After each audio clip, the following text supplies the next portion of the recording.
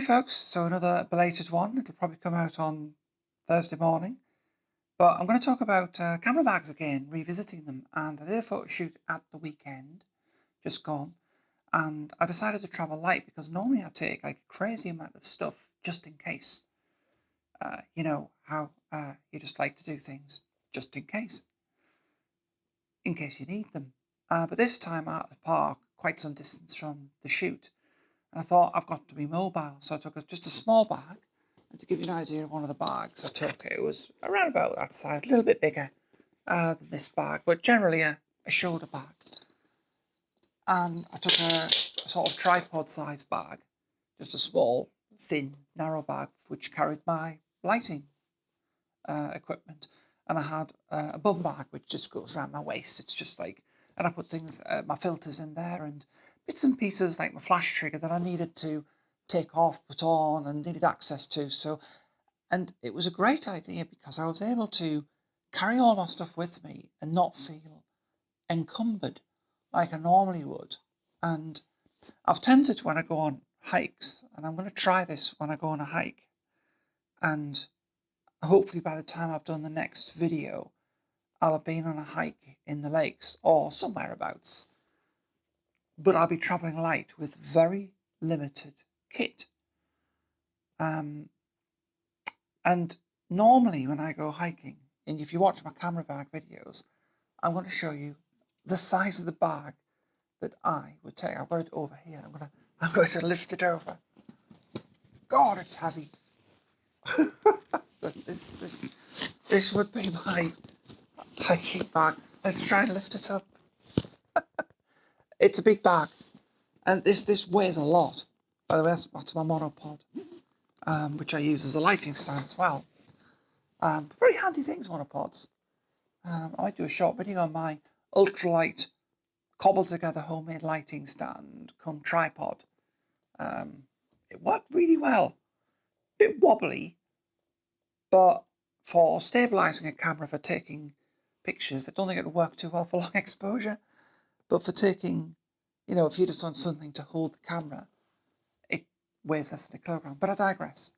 So you can see that I would normally take a bag like that, and I would probably take a couple of heavy cameras like that in. So this is my S5 II. Now, that's an all-round lens, a 24 to 105, and the bodies on these are about 650, 700 grams, and the lenses are about, I think, about a kilogram. So you're talking quite a bit of weight on just this alone, closing in on 2 kilos, and it's a hefty camera. So what my challenge is to myself is to take 1, possibly 2 camera bodies, and try and keep it down to 1 to 2 lenses. So a lens to cover wider angle things and a lens to cover more telephoto. And normally I would sort of go, well, what if I'm going up the mountain and I see a bird I would like to photograph? And I think this is the thing. I think you have to pick the genre of photography you wish to do on your hike. And if you wish to do bird photography, you're going to have to take the heavy lens, but maybe compromise on landscapes. And one way to do that would be to take a little camera like this, just a little all-in-one. This is a ZV-1, it's a good video camera, but it's also an incredibly good stills camera. It's super lightweight, terrible battery life, but you can take tons of batteries with it. And that might give you that option to have a camera that can do the wider shots as well as your more specialised camera. Because it would just be my luck that I would go to a mountain and walk up it, and there'd be an osprey or something, and I'd be going, oh, I wish I had that lens. But you can't, unless you're like some sort of superhero and strength meister, you're going to struggle to carry all of that weight, because I've hiked before and I exhaust myself. And when I weigh the bags with all the kit, I have hiked with 4 camera bodies, each one with a lens on. and other paraphernalia to do with that. And I think the challenge is that I want to try, if I can, hike with just one camera, just one, maybe a very small pocket camera, or just one body and a lens. Or we're recording on the Fuji XS20 today. Now the Fuji XS20 is tiny. It's one of the smallest cameras I've got. It's not weatherproof though, but you can pick your weather when you go walking sometimes, or just put it away. But if you're getting those moody shots, a weatherproof camera is handy. But my X-T5 is also light. They're both, I think the X-T5 is about 500 grams, and the X20 is about 400 and something grams. They're small cameras. They're lighter than my Lumix cameras. And I think this is what you've got to think about if you want to hike with something as small as that. Or indeed a small backpack, which is, I've got a hiking backpack. In fact, it's not in the room, but I'll go and get it because I want to quickly show you it to give you an idea of what kind of things you carry. Because the idea of hiking is to enjoy it and not carry so much weight that you're exhausted. So wait there, I'll go and get the bag. Let me just show you this bag so you size comparison, see how much smaller it is. And this is a dry bag. It comes with a waterproof pouch and it comes with a pouch for a standard water bladder.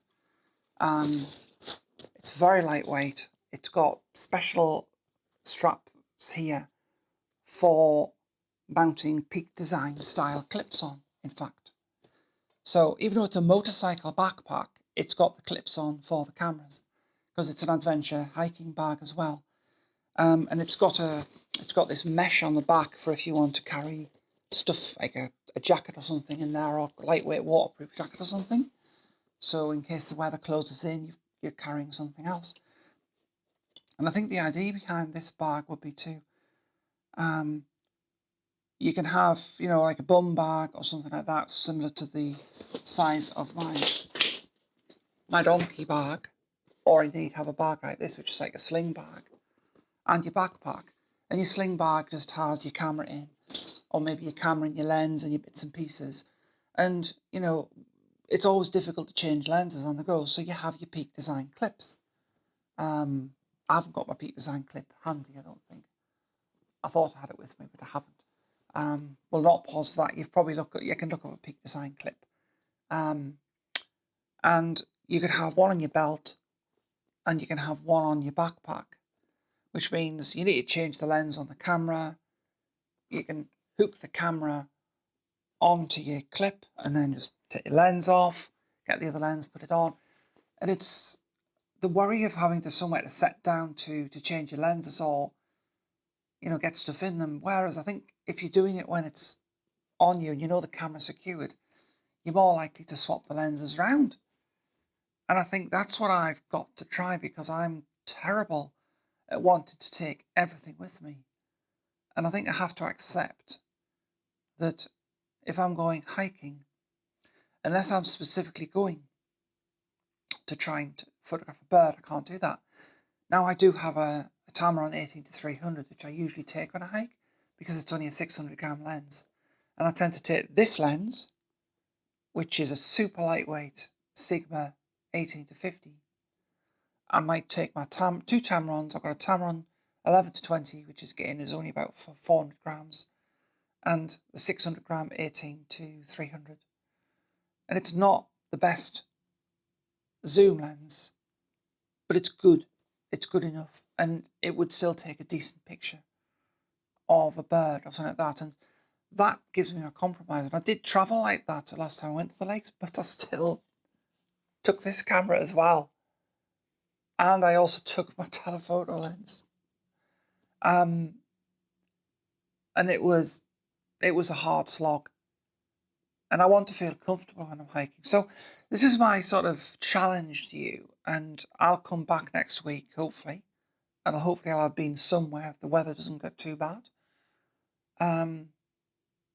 try looking at your camera kit, see if you've got a sling bag lying around or a small bag, and choose just maybe a camera body, and maybe a compact camera, a small, if you've got an XS10, XS20 Fuji or something like that, and pick 1 or 2 lenses that you can get in a sling bag, and maybe a small backpack with your water bottle in, and for a walk somewhere. Be careful what you do. Don't go overdoing it. It might be that you just go for a walk around your local, where you live, and just take your camera, or you just go out in the garden and try with a lighter camera rather than something that you might take which is a bit heavier. Try traveling light. Try working with what you've got. Try treating it a bit like a mobile phone. And I think you might be, as an amateur photographer who just wants to enjoy photography, you might feel better for it. And I think it can work in professional realms too, because these are a couple of the shots I took at a beach shoot, and I was really pleased with them.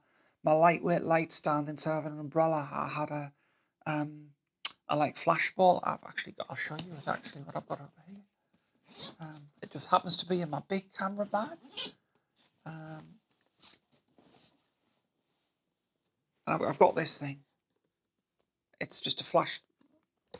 Well, it's supposed to pop out, but it pops out like that. And it was dead light to carry around with a flash and a super lightweight monopod based light stand. And it all came from the thought of, every time I do this, I get exhausted. And I can't remember did I mention? I don't know if I mentioned, but a few weeks ago I was diagnosed with early onset arthritis, which I do feel, especially in my knees, and difficult as a runner because I do run a lot. And putting extra weight on my joints isn't great.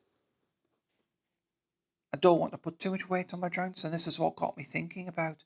So when I go for a run, if I want to stop and take a picture, I just take this camera. It's a 1-inch sensor camera, takes wonderful images, as you can see from this sunset that I took when I was out on a run. And it's better than a mobile phone to me. I always find cameras more tactile. I think I would like to have a more Fuji-esque camera than the ZV-1, because I love the tactile nature of my X-T5, because it's just so therapeutic to use the dials, and I thoroughly enjoy shooting with it. Don't get me wrong, I love my Lumix cameras and they have their place. But for just pure enjoyment, you can't beat the Fuji. And indeed the Fuji is what I use for the portrait photography I do. I just like the colours out of the Fuji. My Lumix tends to be better for landscapes and surprises me with what it can do for bird photography too, the new autofocus updates. And that brings me on to one other point I wanted to raise, which was you need to keep your eye open, because Fuji have said the firmware update for Real Ace is coming out in a matter of days. In fact, I might do a little video on it as well. It might be out this weekend. They said the end of June. Now, there's been a bit of controversy over the last update. And a lot of videos have surfaced of problems with the autofocus. And I couldn't initially find the problems with the autofocus. And it doesn't affect stills photography as much as it does video. But I have seen it where I've taken a few shots and the camera has said it's detected a face, but it's when I was doing my photo shoots at the weekend, but it locked onto the background. It didn't lock on the subject. I have to say, in stills photography, I'm still getting a very good hit rate, but I did do some tests on the tracking in the video. Now, when I did my first tests of the autofocus update, I was very pleased with it, but I tended to do static tests, so I'll link the video that I did for that, and you'll see that the video autofocus looks quite good. It tracked the subject and it kept it locked. But the difference is, and it's probably been fairly okay with me here, the difference is I'm not moving backwards and forwards. Now, it's when you move back and forth, and it's tracking subjects moving towards the camera and away, that it just falls apart. So if you're tracking a bird hopping along a branch like this, the autofocus seems to be okay. But if you want to track something that's coming towards you or going away from you, it really struggled to keep it locked in focus. And it would just lose it at times. And I've seen quite a few videos do this, and it does seem as if there's some merit in it. It's just the type of photography I didn't pick up on it. So apologies for not testing it quite thoroughly enough, but if I was to defend myself, it worked for me, and I did notice an improvement. But where I struggled, or where it struggles, it turns out is in a type of situation that I would rarely use, because birds, you see, take off so rapidly that you rarely photograph them or video them coming towards you because they're so quick, small birds. But I went out a few weeks ago after the firmware update and wanted to try and photograph swifts and swallows, and I got a good shot of a swallow a year ago. One of the best shots I've actually managed to take of those birds, but the lighting wasn't great. And I thought, well, I'll try again. And the autofocus update should help me. I could not get it to lock on to anything. And I was like, I thought it must be something I was doing wrong. And I think it was this autofocus problem. Small, rapidly moving objects that it could see before, as is proof in the picture I took on the pretty much the firmware that I think was the first release after the camera came out. There was one update that improved it. It was fine. It could lock onto a fast-moving target, and I took some cracking shots with it. But this is when I started to notice that there was a problem with the autofocus. So I just couldn't get it to lock on to these swifts and swallows, and I knew I'd done it before, and I had really good light, and I just couldn't do anything. So fingers crossed, I will thoroughly test this new autofocus before talking about it, and so I might not talk about it straight away. I think I was too rash, like a lot of people were, to say, oh, this is really good, without sitting down with it for some time and living with it, and then thinking, is it just me? Can I suddenly not take pictures of birds that I could do a year ago? Or is there something up with the camera? Because it literally cannot lock on to certain things. It just gets lost. And I'll be interested to know in the comments below if any of you guys have put the latest firmware on and had problems with the autofocus. Please do discuss below. And remember, I always link an email address if you want to share any of your stories and maybe a couple of photographs to be featured on the challenge of taking some pictures with minimalist kit, even if it's a mobile phone, and why you did it and what you enjoyed about it, or whether you hated it or disliked it. If you've got a story to tell, in the description below I've got my email address. You can send that in on there. Or what I'll do is I'll put my Instagram there as well, and you can always just at me in on Instagram, at Natalie's Photo Journal, but I'll put the actual spelling in the description below, so that you could just do that if you want to email. Because it would be nice to see some of the pictures you've taken, without taking out massive piles of kit and just doing it on a small bag, and maybe only taking the big bag when you're on a job or you're going somewhere specific that actually requires that you do take all that equipment. So anyway, I hope you've enjoyed this little chat. I do love talking about camera bags. As you can see from my other videos, I've got too many of them. But if you did enjoy it and you got value from it, please do like the video and click the subscribe button, because I do try and get one of these videos out every week. when I can. And I'll see you next time on Natalie's sofa, or my sofa. Seems weird talking about yourself in third person. Catch you all later, folks. Bye.